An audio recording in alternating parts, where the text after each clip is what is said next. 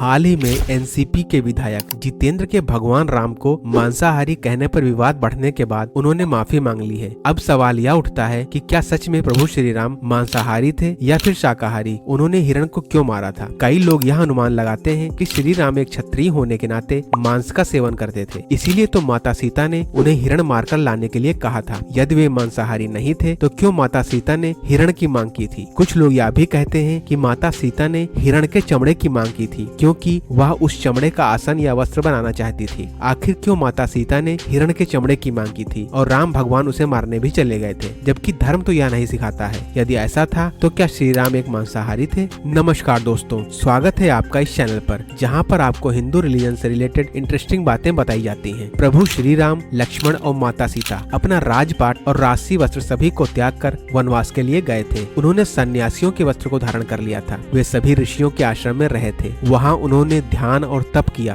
बाद में वे दंड कारण क्षेत्र में रहने लगे थे। उन्हें किसी भी मृग चर्म की कोई जरूरत नहीं थी, क्योंकि वे शुद्ध, सात्विक और तपस्वी वाला जीवन व्यतीत कर रहे थे। यही वचन उन्होंने दशरथ जी को भी दिया था। क्या आपने कभी देखा है कि किसी कुटिया में किसी ने पशु की खाल लटकाई हो? दूसरा, भारत में मैदानी इलाकों में और दक्षिण भारत में भी कभी भी पशु चर्म को वस्त्र बनाने का प्रचलन नहीं रहा। पशु चर्म को कपड़े के समान प्रयोग करने का प्रचलन केवल बहुत ठंडे या फिर बर्फीले इलाके में किया जाता था। आपने शिव जी के चित्र इसी वेशभूषा में देखा होगा। अब प्रश्न यह आता है कि तब भगवान श्री राम ने हिरण को क्यों मारा? असलियत यह थी कि माता सीता ने श्री राम से हिरण को मारकर लाने के लिए नहीं कहा था, बल्कि उसे पकड़कर लाने के लिए कहा था। सुनहरी हिरण के बच्चे को देखकर जंगल में अकेलेपन को दूर करने के लिए माता सीता ने श्री राम से उस बच्चे को पालने की इच्छा जाहिर की थी। क्या श्री राम क्षत्रिय होने के नाते मांस खाते थे? इसका जवाब है कि रामायण में कहीं भी प्रभु श्री राम के मांसाहार सेवन के बारे में नहीं लिखा है। हर जगह श्री राम, लक्ष्मण और सीता के द्वारा कंदमूल फल खाए जाने का जिक्र मिलता है। मर्यादा पुरुषोत्तम श्री राम ने वनवास पर जाते समय आहार विषयक प्रतिज्ञा की थी कि वे कभी भी मांस का सेवन नहीं करेंगे। इसका उल्लेख वाल्मीकि रामायण में भी मिलता है। चतुर्दशी वर्षाणि वर्ष्यामि विजने वने मधुमूला फले जीवन हित्वा मुनिवद आमिषम, अर्थात मैं सौम्य वनों में एक ऋषि की भांति मांस का त्याग कर 14 वर्ष कंदमूल फल और शहद पर व्यतीत करूंगा। इस श्लोक से यह प्रतीत होता है कि प्रभु श्री राम मांस का सेवन नहीं करते थे। सुंदर कांड के अनुसार जब हनुमान अशोक वाटिका में